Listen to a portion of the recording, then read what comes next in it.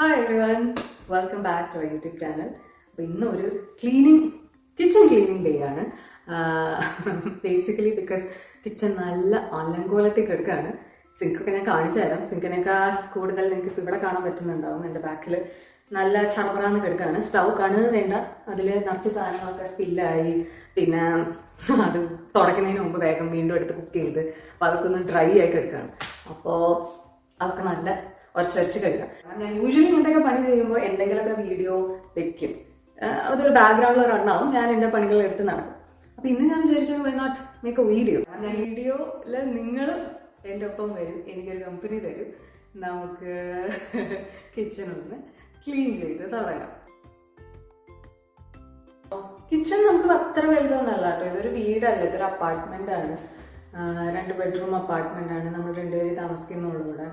അപ്പോൾ ഒരു 2 ബെഡ്റൂം 2 ആൾക്കാർ താമസിക്കേണ്ട അപ്പാർട്ട്മെന്റ് വേണ്ട ഒരു കിച്ചണേ ഉള്ളൂ. നമുക്ക് പെരുമാറാനൊക്കെ സ്ഥലവും ഉണ്ട്. അന്ന് മെയിൻറ്റെയിൻ ചെയ്യാൻ അങ്ങനെ പരന്ന് കിടക്കുന്നതല്ല, വേഗമൊക്കെ ഒന്ന് അടിച്ചു വാരി അതൊന്ന് വൃത്തിയാവുകയും ചെയ്യും. അടിച്ചു വാരി ഡൺ. പൊടി എൻ്റെ അമ്മ, ഈ അടുക്കളയിൽ ഇത്രയും പൊടി ഉണ്ടാവുമെന്ന് ഞാൻ വിചാരിച്ചില്ല. കുറേ നേരം നിന്ന് പണിയെടുക്കുന്നവരില്ലേ, ഇപ്പോൾ കുക്കിംഗ് ആവണമെന്നില്ല, പാത്രം കഴുകണം ആവണമെന്നില്ല, എന്ത് ജോലി കുറേ നേരം നമ്മൾ നിന്ന് കഴിയുമ്പോൾ നമുക്ക് കാലിനൊരു ഇത് വരില്ലേ, ഒരു തളർച്ച വരുമല്ലോ, സ്വാഭാവികമാണല്ലോ. അപ്പോൾ അത് അത്ര ലോഡ്, നമുക്ക് അത്രയും സ്ട്രെസ് വരാതിരിക്കും, കാലിന് സ്ട്രെസ് വരാതിരിക്കാൻ അതിൻ്റെ മുകളിൽ നിന്നാൽ നമ്മൾ അത്ര അധികം അറിയില്ല. ആൻറ്റി ഫാറ്റീഗ് മാറ്റ് എന്നാ പറയുക. കുറേ ആമസോണിൽ നോക്കി, ഇന്ത്യൻ ആമസോണിൽ നോക്കുമ്പോൾ ഇങ്ങനത്തെ മാറ്റ്സ് ഉണ്ട്. എനിക്ക് തോന്നുന്നു ഒരെണ്ണത്തിന് 200-300 രൂപയാണ്, എനിക്ക് അത്ര ഓർമ്മയില്ല, കഴിഞ്ഞെല്ലാം വാങ്ങിച്ചതാണ്.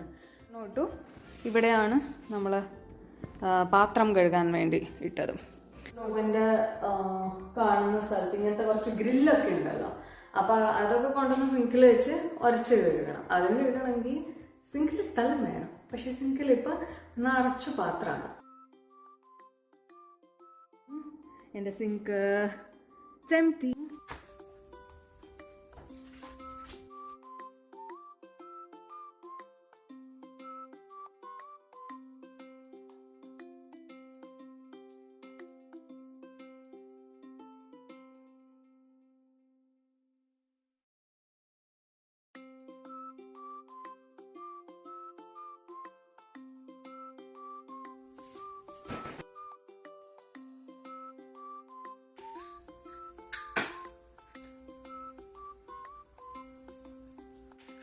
സ്റ്റൗ ഒക്കെ ക്ലീനാക്കി.